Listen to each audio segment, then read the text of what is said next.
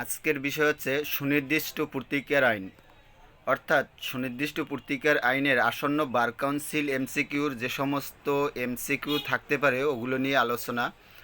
তো আগে প্রথমেই আমরা ধারার সংক্ষিপ্ত বিবরণীটা দেখে নেব।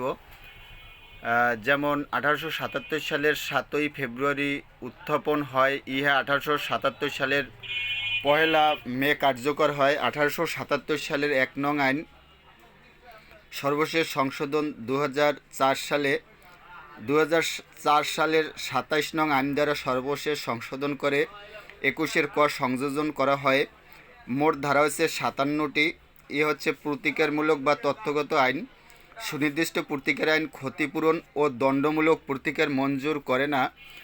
57টি ধারার মধ্যে 8 ও 9 ধারা হচ্ছে বাধ্যতামূলক, বাকি সব ইচ্ছাধীন ক্ষমতা। 4 ধারায় বলা হয়েছে সংরক্ষণ রক্ষামূলক ব্যবস্থা। 5-এ বলা হয়েছে সুনির্দিষ্ট প্রতিকার যেইভাবে প্রদান করা হয়।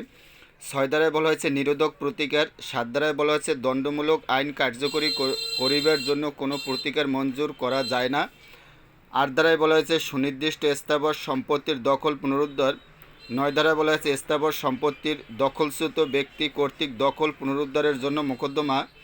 10 ধারায় বলা হয়েছে সুনির্দিষ্ট অস্থাবর সম্পত্তির দখল পুনরুদ্ধার। 11তে বলা হয়েছে আশু দখলাধিকারী ব্যক্তির নিকট দখল প্রদানের বিষয় মালিক নয় এইরূপ ব্যক্তির দায়দায়িত্ব। 12 ধারায় বলা হয়েছে যেই সব ক্ষেত্রে সুনির্দিষ্ট কার্য সম্পাদন প্রয়োগযোগ্য। 13তে বলা হয়েছে যেই ক্ষেত্রে চুক্তির বিষয়বস্তু আংশিক বিলুপ্ত হইয়াছে সেই ক্ষেত্রে সুনির্দিষ্ট কার্য সম্পাদন। 14 ধারায় বলা হয়েছে যেখানে চুক্তির অসম্পাদিত অংশ ছোট সেই ক্ষেত্রে চুক্তির অংশবিশেষ সুনির্দিষ্টভাবে সম্পাদন। 15 ধারায় বলা হয়েছে যেখানে চুক্তির অসম্পাদিত অংশ বড় সেখানে চুক্তির অংশবিশেষ সুনির্দিষ্টভাবে সম্পাদন। 16 ধারায় বলা হয়েছে কোনো চুক্তির স্বতন্ত্র অংশের সুনির্দিষ্ট কার্য সম্পাদন। 17তে বলা হয়েছে চুক্তির অংশ বিশেষের সুনির্দিষ্টভাবে কার্য সম্পাদনে প্রতিবন্ধকতা। 18তে বলা হয়েছে ত্রুটিপূর্ণ স্বত্বাধিকারী ক্রেতার বিরুদ্ধে ক্রেতার অধিকার। 19-এ বলা হয়েছে ক্ষতিপূরণ প্রদান। 21 ধারায় বলা হয়েছে যেই সকল চুক্তিসমূহ সুনির্দিষ্টভাবে কার্যকর করা যাবে না। 21-এর ক ধারায় বলা হয়েছে অরেজিস্ট্রিকৃত বিক্রয় চুক্তি সুনির্দিষ্টভাবে কার্যকর করা যাইবে না। কতে বলা হয়েছে চুক্তিটি লিখিত ও রেজিস্ট্রেশন আইন 1908 দ্বারা রেজিস্ট্রিকৃত না হইলে বা হস্তান্তর গৃহীত সম্পত্তিটি বা উহার অংশ বিশেষের দখল গ্রহণ না করিলে। খতে বলা হয়েছে চুক্তির বিনিময় মূল্যের অবশিষ্ট টাকা সুনির্দিষ্ট চুক্তি সম্পাদনের মোকদ্দমা দায়েরের সময় আদালতে জমা প্রদান না করলে।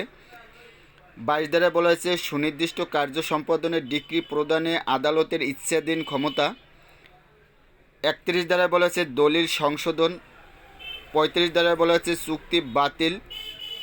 39 ধারায় বলা হয়েছে যখন দলিল বাতিলের আদেশ প্রদান করা যায়। 40 ধারায় বলা হয়েছে যেই সকল দলিল আংশিকভাবে বিলোপ করা হই যাইতে পারে।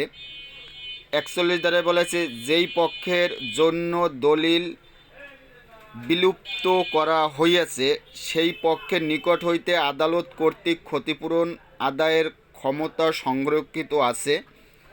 42 ধারায় বলা হয়েছে মর্যাদা বা অধিকার ঘোষণা সম্পর্কে আদালতের ইচ্ছাধীন ক্ষমতা। 43 ধারায় বলা হয়েছে ঘোষণার ফলাফল। 44 ধারায় বলা হয়েছে রিসিভার নিয়োগ করা আদালতের ইচ্ছাধীন ব্যাপার। 52 ধারায় বলা হয়েছে যেইভাবে নিরোধক প্রতিকার বা নিষেধাজ্ঞা মঞ্জুর করা হয়। 53 ধারায় বলা হয়েছে অস্থায়ী নিষেধাজ্ঞা ও স্থায়ী নিষেধাজ্ঞার সংজ্ঞা। 54 ধারায় বলা হয়েছে চিরস্থায়ী নাসূচক নিষেধাজ্ঞা। 55 ধারায় বলা হয়েছে বাধ্যতামূলক হ্যাসূচক নিষেধাজ্ঞা। 56 ধারায় বলা হয়েছে নিষেধাজ্ঞার আবেদন প্রত্যাখ্যান। 57 ধারায় বলা হয়েছে নেতিবাচক চুক্তি পালনের ক্ষেত্রে নিষেধাজ্ঞা। তো এ হচ্ছে সুনির্দিষ্ট প্রতিকার আইনের 57টি ধারার সংক্ষিপ্ত রূপ। তো যে সমস্ত এমসিকিউ থাকতে পারে সুনির্দিষ্ট প্রতিকার আইন প্রণীত হয় কত সালে? অ্যান্সার হচ্ছে 1877 সালে। এরপরে ইম্পর্টেন্ট প্রশ্ন হচ্ছে 3 নম্বর, যেমন কোনটি পদ্ধতি বিষয়ক আইন নয়? অ্যান্সার হচ্ছে গ সুনির্দিষ্ট প্রতিকার আইন। এমনি আমার এই নোটে যে সমস্ত এমসিকিউ গুরুত্বপূর্ণ আসন্ন বার কাউন্সিল এমসিকিউর জন্য ওগুলো নিয়ে আলোচনা করা হয়েছে। আপনারা যদি নোটটি পেতে চান তাহলে উল্লেখিত হোয়াটসঅ্যাপ নাম্বারে যদি যোগাযোগ করেন তাহলে নিতে পারবেন।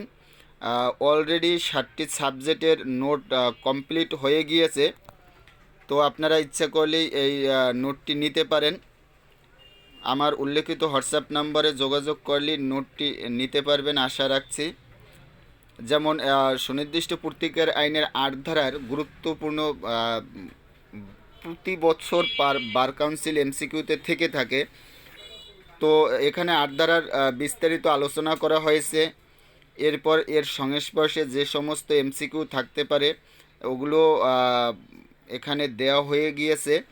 যেমন 24 নম্বর এমসিকিউতে বলা হয়েছে সুনির্দিষ্ট আইনের 8 ধারার বিষয়বস্তু কী? অ্যান্সার হচ্ছে গ, সুনির্দিষ্ট স্থাবর সম্পত্তির দখল পুনরুদ্ধার।